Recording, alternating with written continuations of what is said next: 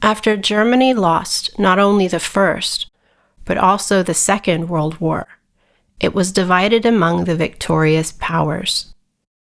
The Western territories were integrated into the American-led capitalist system, and the East became part of a communist alliance headed by the Soviet Union.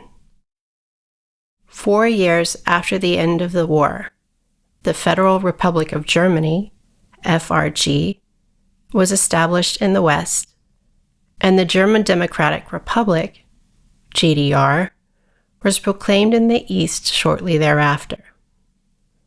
Both states saw themselves as champions of good in the Cold War against the forces of evil.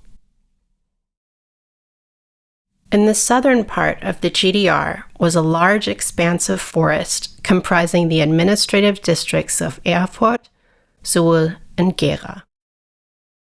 Prior to the division of Germany, the region was known as Thuringia. The Thuringians were a headstrong people who lived largely from logging and the manufacture of machinery and weapons. They found it hard to accept becoming part of East Germany, allegedly in exchange for West Berlin, since they had first been occupied by the Americans, and so had gotten to know the charms of Coca-Cola and Lucky Strike.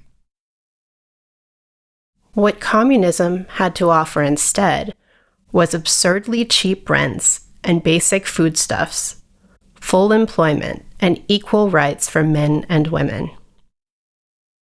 But along with these immense achievements came other, more dispiriting developments.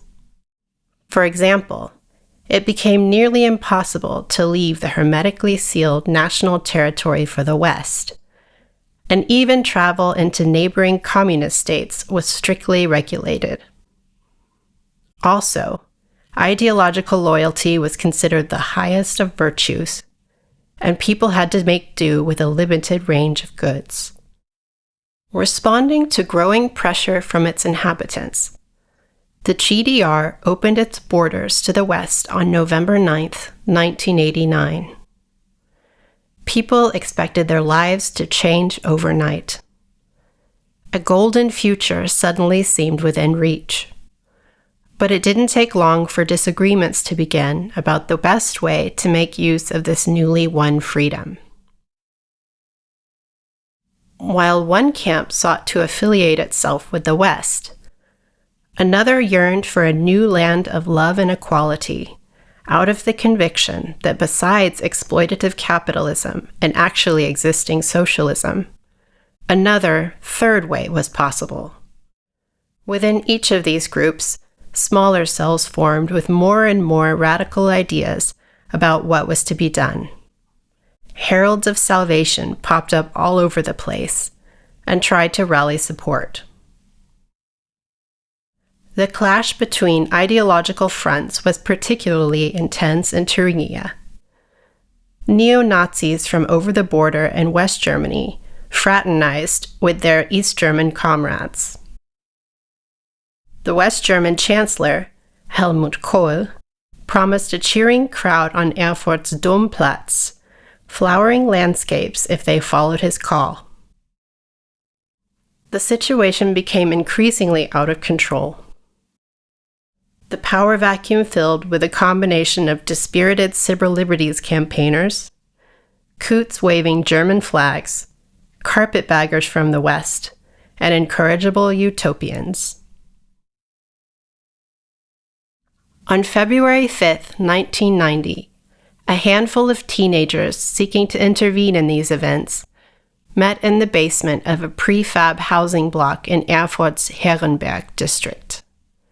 Erik, Mario, Balázs, Alexander, Daniel, and Thomas, who had known each other since childhood, resolved to take a stand against the increasingly influential neo-Nazis and to torpedo plans for German reunification in order to pave the way for a new society that would be fit for the future. At this meeting, the anarchist faction, AF, was launched into being, a tiny, below-the-radar group of underage activists. The AF staged ambushes to capture trophies by cutting off the right sleeves of skinheads' bomber jackets. They demonstrated against imperialism alongside the Black Bloc and zealously drafted their own rules, manifestos, and goals. We advocate order without dominion, freedom without violence, and non-authoritarian forms of organization. Anyone who recognizes and identifies with our ideals can join our AF. Termination of membership in the AF is through resignation, expulsion, or death. Following the example of West German urban guerrilla groups, Larissa, the only girl who had joined the group, typed Erik's and Mario's drafts on an old typewriter, and a succession of actions began, each leading to the next. Throwing eggs at West German politicians was soon followed by lobbing paint-filled test tubes at the places where Nazis met up and the local branch of Deutsche Bank. Hastily planned operations included drizzling ferric chloride onto the bright, new brass signs outside the mushrooming branch offices of political parties from the West, filling the gas tanks of party vehicles with sugar, and spraying the AF logo on walls. Piles of lovingly designed posters with political messages reading, "Never again Greater Germany," and "Multinationals own the world. Soon they'll own our country too," were photocopied in radical left-wing info shops on regular trips to Berlin's Kreuzberg district and wheat-pasted all over Erfurt. During one of the group's nighttime missions, 2 policemen challenged them before pursuing the fleeing suspects and firing 2 warning shots. When the tabloid newspaper Bild expressed outrage about the troublemakers' antics, the attention strengthened the resolve of the AF's members, and they decided to launch a large-scale attack, a true blow to the system whose effects would resonate far beyond the region. There was no shortage of possible objectives. The slash-and-burn clearing of a significant part of the Thuringian forest monoculture, redirecting the man-made Trusetal waterfall, sawing down a high-voltage pylon next to a newly opened car dealership, or occupying the bell tower at the Buchenwald concentration camp memorial complex. Yet a consensus did not build around any of these ideas. Everyone had different opinions about how to make the biggest possible impact without endangering human lives. And according to the AF statutes, it was imperative that decisions were made unanimously.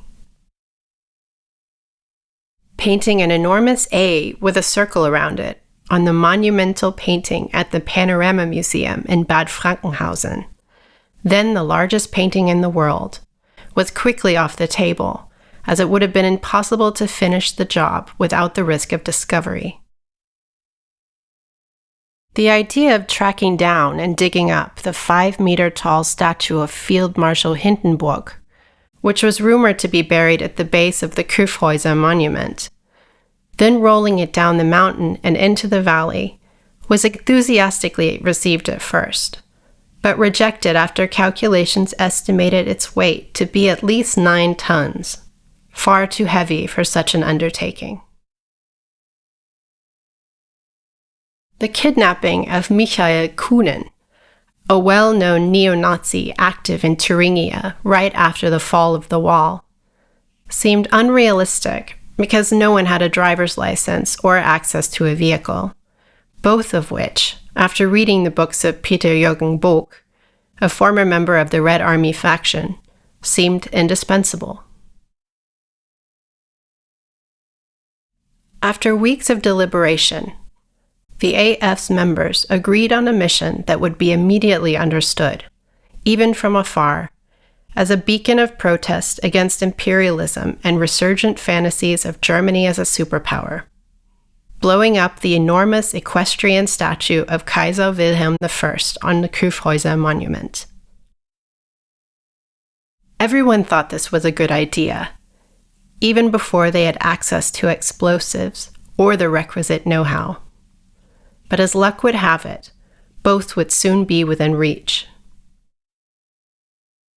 Erfurt was also home to a group of young monarchists who had far fewer scruples about the use of violence, and who experimented with homemade explosives on the abandoned military grounds nearby. Its leader took a passionate interest in Erik's collection of iron crosses, finagled off the grandson of an ornithologist in a pre-unification swap for posters from the West German teen magazine Bravo, and in exchange for these militaria, schooled the AF in the use of Wegerein K, a weed killer widely used in the GDR that was, when mixed with powdered sugar, ideal for making explosive devices. According to somewhat hazardous calculations by Mario, the only AF member with any grasp of basic chemistry, they needed to mix 25 kilograms of Wegerein K in a ratio of 1:1 with powdered sugar and pack it into sealable plastic canisters. These would, when ignited, explode with a detonation speed of 3 kilometers per second and a pressure differential of 280 millibars, the equivalent of about 1 kilogram of TNT in terms of its explosive force.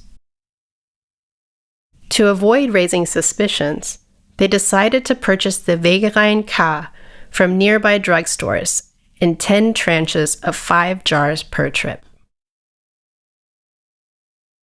A group excursion to the Kyffhäuser monument was followed by a planning session to hash out the details. They would fill 5 10-liter plastic water canisters with the explosive mixture, fashion a fuse out of cotton thread, glue, and gunpowder from fireworks, and insert a sparkler through a hole drilled in the cap of one of the canisters to serve as the detonator. The explosion of the first canister would ignite the other 4. The plan was to stow the explosive devices in 5 frame backpacks Thomas would steal from the warehouse of VEB Thüringer Stahlbau, his employer during school holidays, and transport them to Bad Frankenhausen on a Deutsche Reichsbahn passenger train on October 2, 1990. The AF planned to cover the remaining 13 kilometers to the monument on foot, and then, after it closed to the public at 6 p.m. and the sun had set, to scale the perimeter wall, climb up the base of the monument, and secure the canisters directly under the body of the bronze horse with duct tape. There was little danger of detection, as the area would be deserted except for the old caretaker couple who lived at the far end of the sprawling grounds. Detonation was set for 11:59 p.m., and they had composed a letter claiming responsibility. Down with imperialism. Away with its forerunners. The Kyffhäuser monument was erected in 1896 to honor the first German emperor, Kaiser Wilhelm I. Wilhelm advocated using force to put down the 1848 March Revolution in Berlin. As King of Prussia, he waged wars of unification against Denmark, Austria, and France that created the blueprint for German expansionism, which resulted in 2 world wars and cost millions upon millions of lives.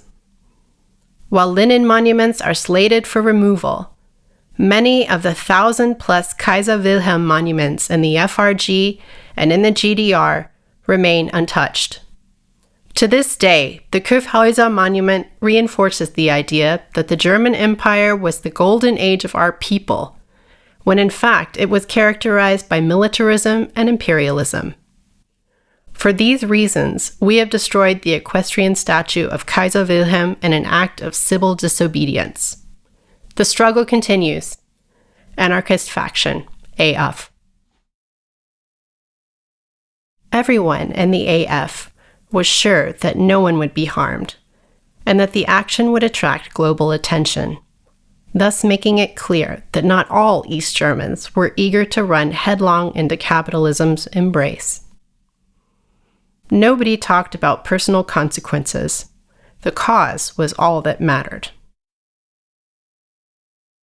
In order to raise the 187 marks required in their calculations for Wegereien K, the 49 marks for powdered sugar, the 79 marks for canisters, and the 58 marks for 5 tickets to Bad Frankenhausen and back, along with a small buffer for odds and ends and unforeseen expenses, Erik sold what was left of his militaria collection to an antique dealer on Erfurt's Krämerbrücke. Since the 200 marks mobilized this way left them short, they resolved to carry the newly installed cigarette vending machine out of the foyer of the local youth hostel. They were deeply disappointed when, after they finally managed, through massive use of force, to pry the machine open in the nearby Steigerwald, they found almost 300 packs of cigarettes, but hardly any cash. It was clear the machine had just been refilled. Vietnamese cigarette dealers paid 1 mark per pack, just enough to finance the operation. The currency union announced on April 24, 1990, through which the West German Deutschmark would replace the East German mark as of July 1, 1990, further complicated matters. Right away, it was clear the exchange meant the laboriously collected money would no longer be enough to buy the materials they needed at Western prices. Earlier than originally planned, they gathered everything together and assembled the explosives. In an effort to avoid unnecessary risk until the day of the operation, the AF took the canisters to the Steigerwald, buried them in the overgrown terrain of a former shooting range, and laid low until late September. When the AF heard that neo-Nazis were planning a large-scale attack on the anti-fascist Autonomous Youth Center, AJZ, on the night of October 2nd, they decided unanimously that defending it was more urgent than any symbolic act. The operation was rescheduled for the night of November 9th, the anniversary of both the opening of the GDR border and the Kristallnacht pogrom. On the night of October 2nd, as announced, some 50 neo-Nazis attacked the barricaded AJZ. Following a tactical briefing and the disposition of the nearly 100 defenders of the AJZ, members of the AF were positioned on the roof of the AJZ along with filled glass bottles, slingshots, and a bucket of steel nuts. The attack began just before midnight and involved firecrackers, stones dug out of the sidewalk, and a successfully averted attempt to batter down the large gate leading to the AJZ's inner courtyard. An adjacent building caught fire, causing a blackout across the entire neighborhood. The siege came to an end only as the result of a major police operation. The next day, the area in front of the AJZ looked like a battlefield, and the German Democratic Republic became subject to the basic law of the Federal Republic of Germany. When the AF went to retrieve the explosives from their hiding place in early November, all that was left was one of the tarps in which the canisters had been wrapped. Mutual accusations and wild theories about the whereabouts of the canisters escalated into a heated argument, and members of the AF agreed not to see one another for a while. They were drawn in more and more by the allure of the West, and the AF was disbanded shortly thereafter. 30 years later, Thuringia had become a gathering place for fascists. Nazis held seats in the German parliament, and the right way to make a society fit for the future had yet to be discovered. Erik, by now a father and an artist, founded the Thuringia Documentation Center and got in touch with other former members of the AF. Larissa lived with her husband and 2 children in Bavaria and ran a restoration workshop.